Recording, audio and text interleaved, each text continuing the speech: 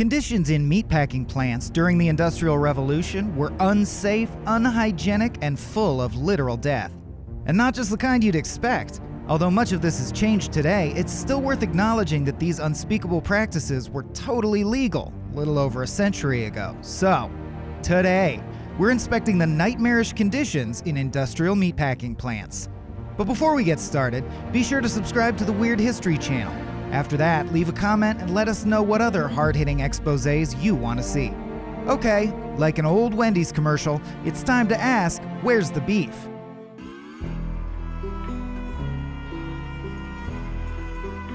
In 1906, Upton Sinclair's novel The Jungle was published to equal parts acclaim and horror. It was a fictionalized account of how awful working conditions were in the meatpacking industry, taken primarily from real experiences. The book was a wake-up call in the business of food, and in the business of high school English classes looking for more required reading. So how bad was it? Well, it wasn't for the squeamish, and incidentally, neither is this episode. You've been warned.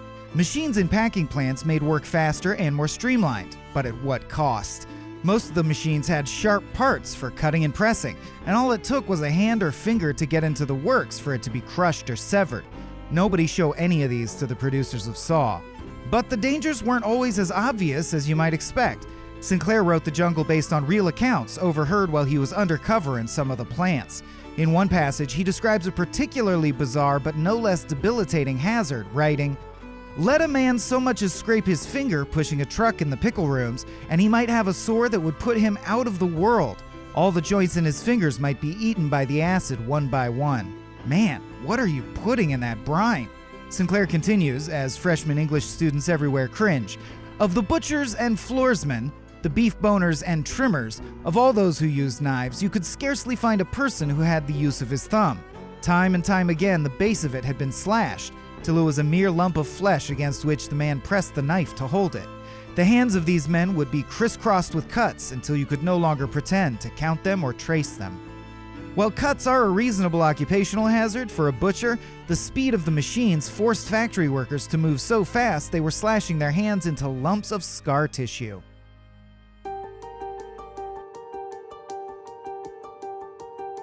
In Stephen Sondheim's musical Sweeney Todd, the Demon Barber of Fleet Street, the titular madman and his accomplice Mrs. Lovett turned the town people of London into meat pies, transforming their customers into inadvertent cannibals. Luckily, a macabre story like that could never happen in real life, right? Well, in these industrial meatpacking plants, hair, skin, blood, and even amputated limbs would sometimes get into the canned meat, especially sausage and lard, and would get shipped out without being checked. That's one Happy Meal surprise nobody wants. In The Jungle, Sinclair also talks about workers falling into lard vats where they lay undiscovered for hours or even days. Lard is made by dissolving fat, so any human body submerged in that vat would simply become a part of the product. And every single one of you just put down what you were eating.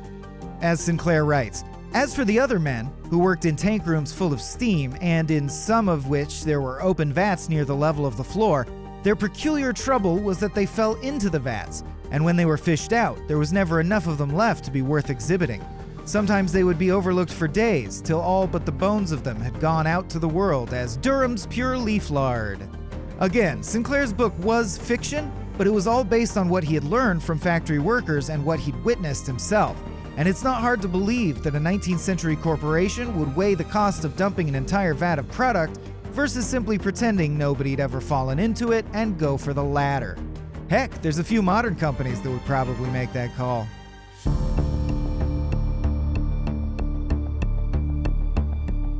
Here's the understatement of the century. The conditions at these factories were pretty unhygienic.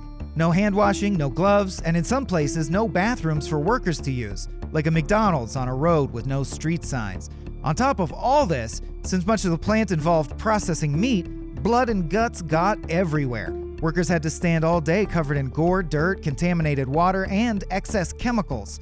In addition to being terrible for the skin, these conditions attracted rats, which regularly made it into the finished canned meat. Sorry, just need to faint for a quick second. What? Sorry. Now that that's out of the way, you probably won't be surprised to hear that these factory workers weren't doing so well health-wise.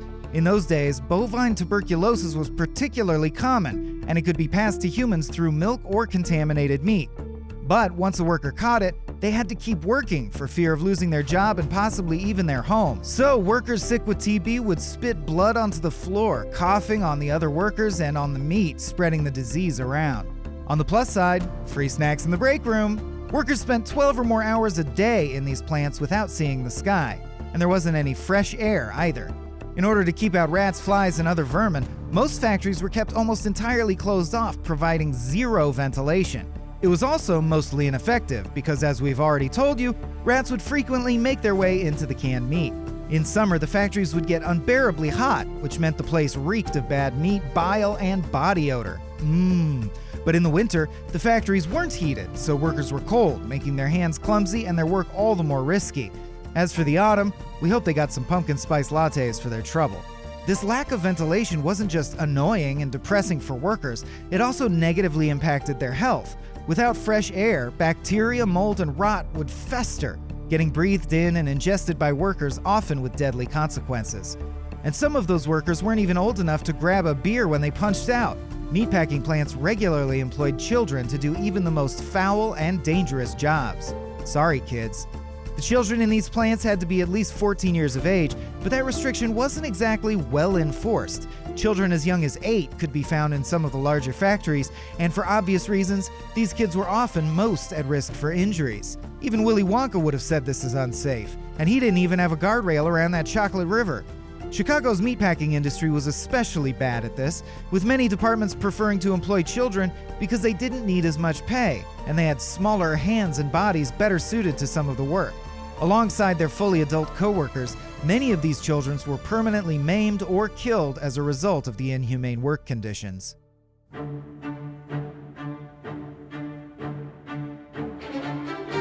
If the machines weren't hurting people, worry not. The factory had other ways of harming its workers. Hooray for ingenuity!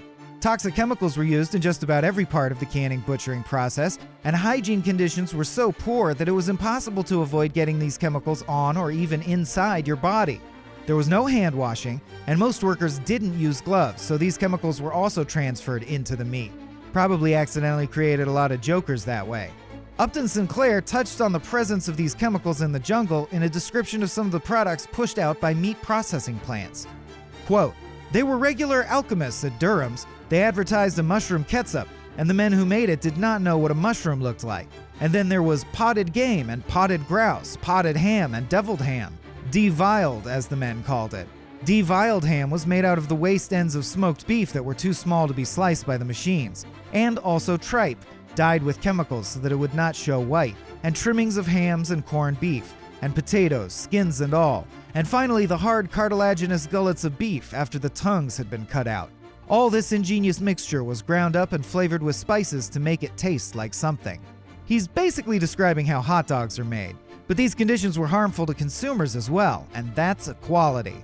In 1889, the Spanish-American War was at its peak, and American troops in Cuba needed rations. They received canned meat from Armour & Co., but the batch of meat was so rotten, soldiers became too ill to fight, with some even perishing as a result. Imagine being one of those guys. "Please, make up something cool for my tombstone."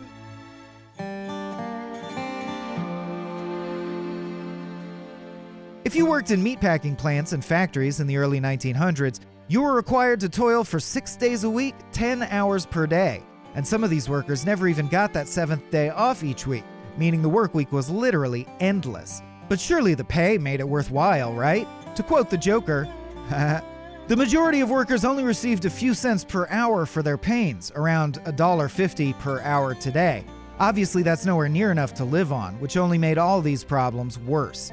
These factories were all about finding the least expensive workers, which led many to hiring immigrants. These workers would get off boats and trains from places like Poland, Slovakia, Lithuania, China, and Japan, all desperate to find a place to live and work. Thus, they didn't ask for much money, and they didn't complain about the dangerous conditions for fear of being fired.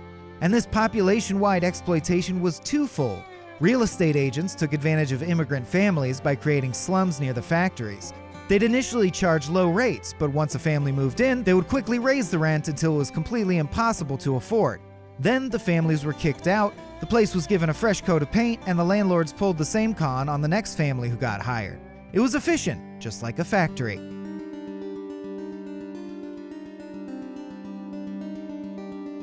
When Upton Sinclair wrote The Jungle, he was hoping to spark a conversation about working conditions in the plants and perhaps change the situation for the better.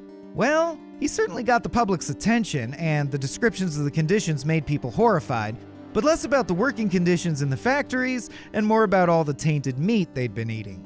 The outrage over Sinclair's book spawned the Meat Inspection Act of 1906, which meant that the government could inspect plants at any time. During one inspection, a commissioner mentioned he'd seen a big carcass dropped onto the ground by the men's toilet, and he watched horrified as the carcass was put back on the assembly line for consumption. Hey, relax, buddy. It's the 5-second rule.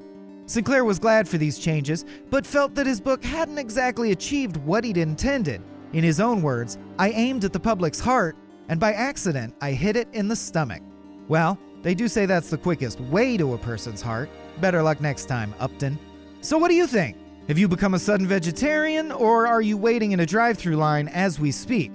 Let us know in the comments below, and while you're at it, check out some of these other videos from Our Weird History.